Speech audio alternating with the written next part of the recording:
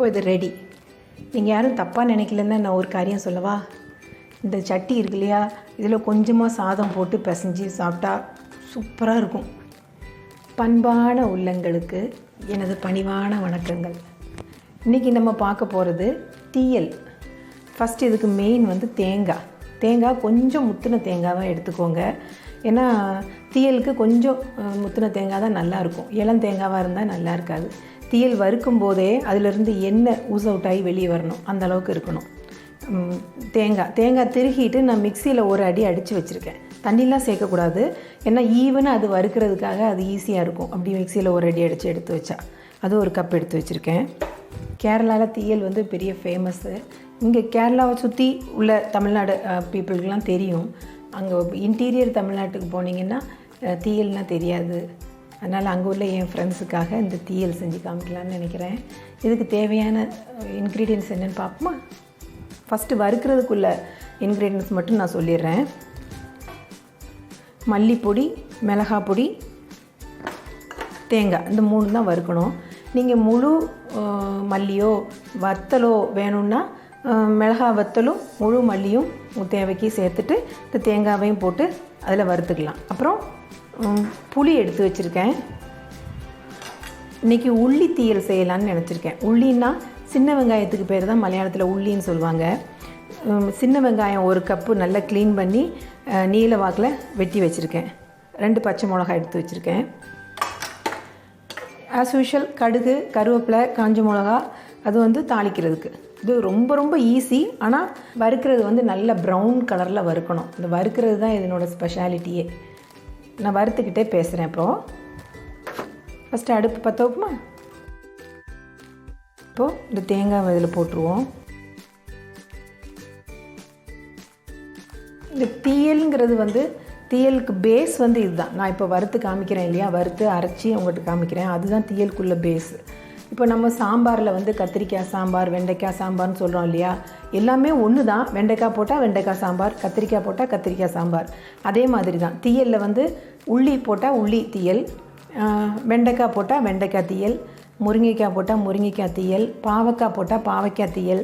அப்படி நம்ம காய் போடுறதுக்கு தகுந்த மாதிரி தீயல் எல்லாம் மிக்சட். கதம்ப தீயலும் வைக்கலாம்.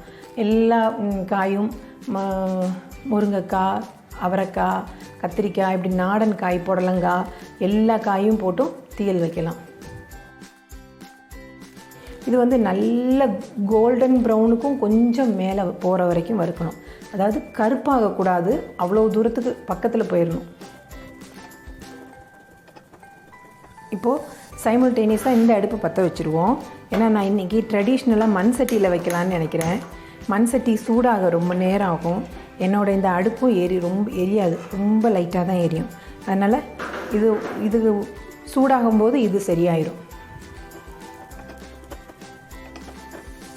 இந்த தீயலுக்கு வறுக்கிறோம் இல்லையா, இதை வந்து அம்மியில் அரைக்கலாம். அம்மியில் அரைச்சா தண்ணி தொடவே வேண்டாம். அதிலிருந்தே எண்ணெய் ஊஸ் அவுட் ஆகி வரும். அதுலேயே மெழுகு மாதிரி நல்ல ஹல்வா மாதிரி வரும். அது வந்து பயங்கர டேஸ்ட்டாக இருக்கும்.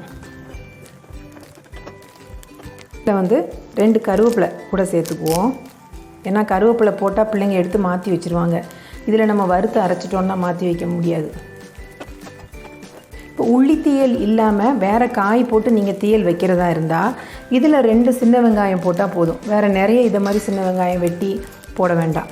2-3 சின்ன வெங்காயம் இதில் போட்டு இப்படி வறுத்தா போதும்.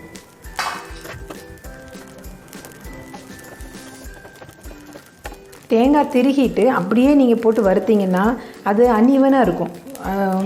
ஈவனாக வறுக்காது. எல்லாம் ப்ரௌன் கலரில் ஆகாது. ஒன்று கரிஞ்சிரும், இல்லைன்னா ஒன்று வெள்ளையாக இருக்கும். அப்படி இருக்கும். இது நீங்கள் மிக்சியில் ஒரு ஓட்டு ஓட்டிட்டிங்கன்னா எல்லாம் ஈவனாக இருக்கும். அப்போ எல்லாம் ஒரே மாதிரி வறுக்கும். அடுப்பு குறைச்சி வச்சுட்டு கைவிடாமல் வறுக்கணும்.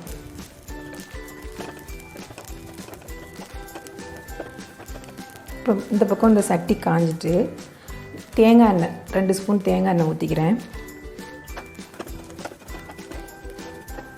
நான் முதல்ல சொன்ன மாதிரி தான். இப்போ மிளகாய் வத்தலும் முழு மல்லியும் நீங்கள் போடுறதா இருந்தால் இந்த பச்சையாக தேங்காய் கூடையே போட்டுட்டு அதையும் சேர்த்து வறுத்துடலாம். அப்போ எல்லாம் ஒன்றா வறுந்துடும்.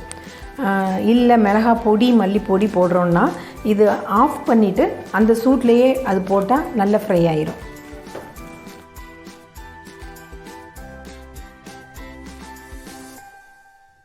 இப்போ இது சூடாயிருச்சு.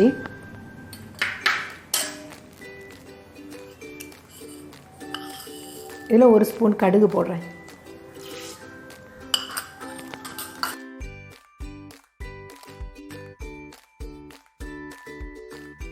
இப்போ கடுகு வெடிச்சிருச்சு. கருவேப்பிலை போடுறேன். இப்போது இந்த வெட்டி வச்சுருக்க உள்ளி, சின்ன வெங்காயம்,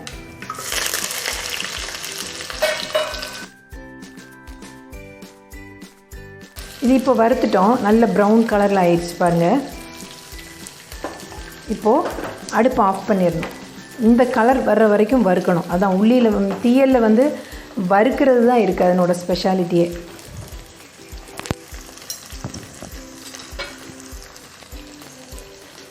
இப்போது இதில் தேவைக்கு மிளகாய் பொடி, நான் ஒரு 1.5 ஸ்பூன் மிளகாய் பொடி போடுறேன். காரம் நிறைய வேணும்னா நிறைய போட்டுக்கோங்க, கம்மியாக போதுன்னா கம்மியாக போடுங்க. மல்லிப்பொடி வந்து 2 ஸ்பூன் போடுறேன். இது இந்த சூட்லேயே நம்ம அடுப்பு ஆஃப் பண்ணிட்டோம். இந்த சூட்லேயே வறுத்துரும். அடுப்பு பற்ற வச்சுட்டு நீங்கள் வறுத்தீங்கன்னா இந்த பொடி வந்து கருகிரும். ஏன்னா தேங்காய் வந்து தேங்காயில் உள்ள ஆயிலெலாம் ஊஸ் அவுட் ஆகி வெளியில் வந்து அது பயங்கர ஹீட்டில் இருக்கும். அப்போ நீங்கள் பொடி போட்டிங்கன்னா ரொம்ப கருகிரும். இதில் கொஞ்சம் மஞ்சள் பொடியும் போட்டுக்கிறேன்.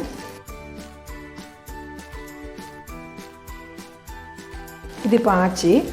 இது ஆறட்டும். ஆறுனதுக்கப்புறம் மிக்சியில் தண்ணி ஊற்றாமல் அரைக்கணும். அரைச்சா அதிலிருந்தே எண்ணெய் வரும்.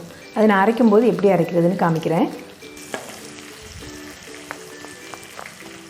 இதில் கொஞ்சம் காயம் சேர்த்துக்குவோம். இதில் 2 மிளகாய் நான் கீரி போட்டுக்கிறேன்.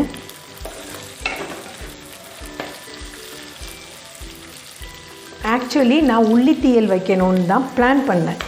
ஆனால் பின்னாடி எங்கள் தோட்டத்துக்கு போகும்போது அதில் நாட்டு வெண்டைக்காய்ன்னு சொல்லுவாங்க, இந்த ரெட் கலர் வெண்டைக்காய் பார்த்துருக்கீங்களா? இங்கே கிடைக்கும். இந்த வெண்டைக்காய் கிடச்சிது. அப்போது இந்த வெண்டைக்காயும் இதில் போடலாமே அப்படின்னு நினச்சி இதில் போடலான்னு நினைக்கிறேன். உள்ளி தீயல்னால் உள்ளி மட்டும் போட்டு செய்கிறது தான் உள்ளி தீயல். இதுக்கு மேலே நான் வெண்டைக்காய் போடலான்னு நினைக்கிறேன். அதனால் வெண்டைக்காய் தீயல்னு வச்சாலும் சரி, உள்ளி தீயல்னு வச்சாலும் சரி, இல்லை வெண்டைக்காய் உள்ளி மிக்சட் தீயல்னு வச்சாலும் சரி. இது போடுவோமா? நம்ம வீட்டில் உள்ளது இல்லையா, அதனால் ப்ரெஷியஸாக இருக்கும் அது.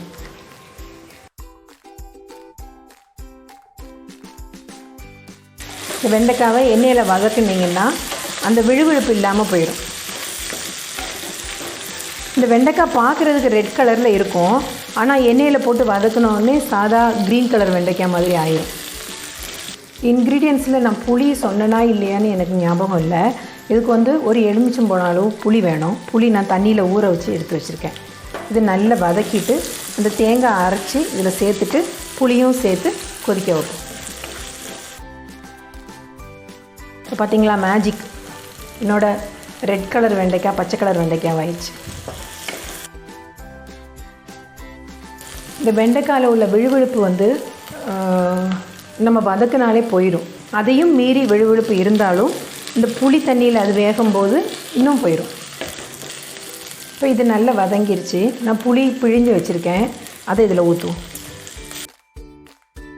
அளவுலாம் அவங்கவுங்க இஷ்டம்தான்.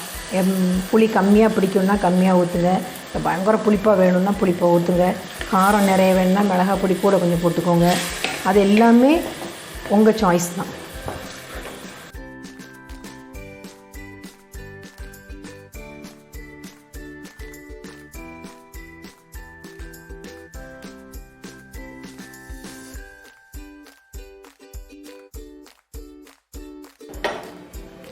இப்போது இது வந்து புளி தண்ணி ஊற்றி 5 நிமிஷம் கொதிச்சிருச்சு. இந்த வெண்டைக்காய் நல்லா வெந்துருச்சு. இப்போ நம்ம இது தண்ணியே இல்லாமல் அரைச்சிருக்கோம். அரைச்சா அதுலேருந்து எண்ணெய் இப்படி ஊஸ் அவுட் ஆகி வரும். அது இதில் போட்டுக்குவோம். உங்களுக்கு இது நல்லா அரையலைன்னு இருந்ததுன்னா கொஞ்சம் தண்ணி ஊற்றி அரைச்சிக்கலாம், அதனால் ஒன்றும் பிரச்சனை இல்லை. ஆனால் அப்படி தண்ணி ஊற்றாமல் நீங்கள் அரைக்க உள்ளேருந்து எண்ணெய் வந்துக்கிட்டே இருக்கும். ஆனால் முத்தின தேங்காவாக இருக்கணும், சாதா பச்சை தேங்காய்னா வராது.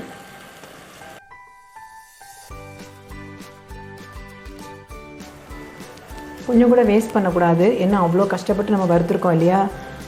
மிக்ஸி கழுவின தண்ணியும் ஊற்றிக்குவோம். இது வந்து 2 in 1. நம்ம சைடில் இலையில் வச்சு வேணாலும் சாப்பிட்லாம், இல்லைன்னா புளிக்குழம்பு மாதிரி நம்ம ஊற்றி சாதத்தில் ஊற்றி பிசைஞ்சு வேணாலும் சாப்பிட்லாம்.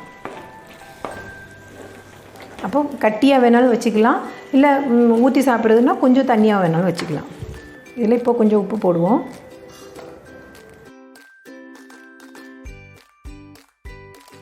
இந்த சின்ன வெங்காயமே நம்ம எண்ணெயில் வதக்கும் போது ஒரு ஸ்வீட்னஸாக இருக்கும். அதனால் சர்க்கரை போடணும்னு தேவையில்லை. இதுக்கு மேலே ஸ்வீட் வேணும்னா, ஸ்வீட் ரொம்ப பிடிச்சவங்களுக்கு எண்ணெய் மாதிரி இருக்கிறவங்களுக்கு கொஞ்சம் சர்க்கரை போட்டுக்கலாம், அது பயங்கர டேஸ்ட்டாக இருக்கும். இது கொஞ்சம் உப்பு பார்க்குறேன்.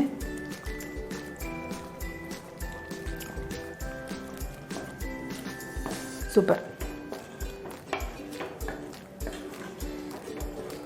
இது கொதிக்கட்டும், கொஞ்சம் தேங்காயெல்லாம் சேர்ந்து எல்லாம் கூட கொதித்து எல்லாம் ஒன்று சேரட்டும்.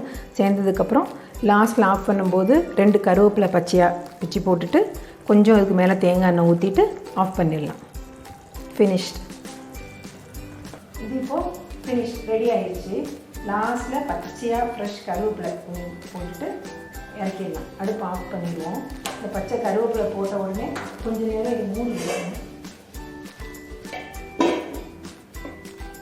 இது இந்த மண் சட்டினால் இன்னும் கொஞ்சம் கூட திக்காகும். உங்களுக்கு திக்காக வேண்டாம்னா ஃபஸ்ட்டே கொஞ்சம் கூட தண்ணியாகி ஃபஸ்ட்லேருந்தே கொஞ்சம் சுடுதண்ணி ஊற்றி அதை லூஸ் பண்ணிக்கணும். எனக்கு கட்டியாக வேணுன்றதுனால கட்டியாக செஞ்சுருக்கேன். நீங்கள் தண்ணியாக குழம்பு மாதிரி வேணும்னா இதில் 1 கப் தண்ணி முதலே சேர்த்து அது கொதிக்க வச்சுக்கலாம். இப்போ இது ரெடி ஆயிடுச்சு. எப்படி இருக்குன்னு பார்ப்போமா? நம்ம எண்ணெய் கம்மியாக தான் ஊற்றணும். இந்த தேங்காயில் உள்ள எண்ணெயும் கூட வெளியில் வந்து நிறைய எண்ணெயாக இருக்குது.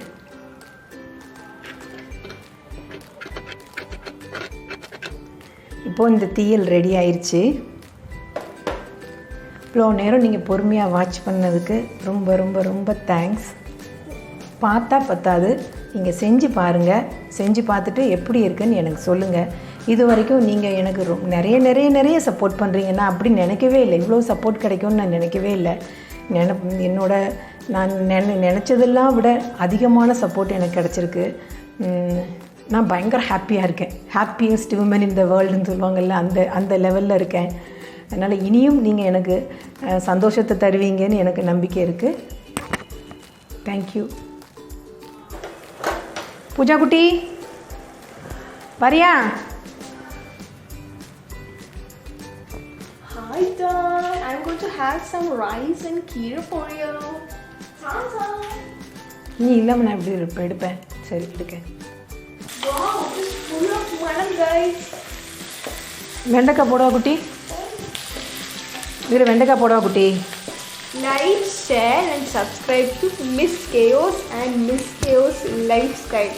Bye bye.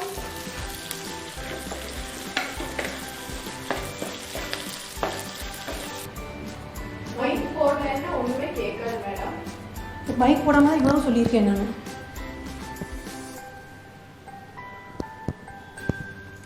ஐயோ,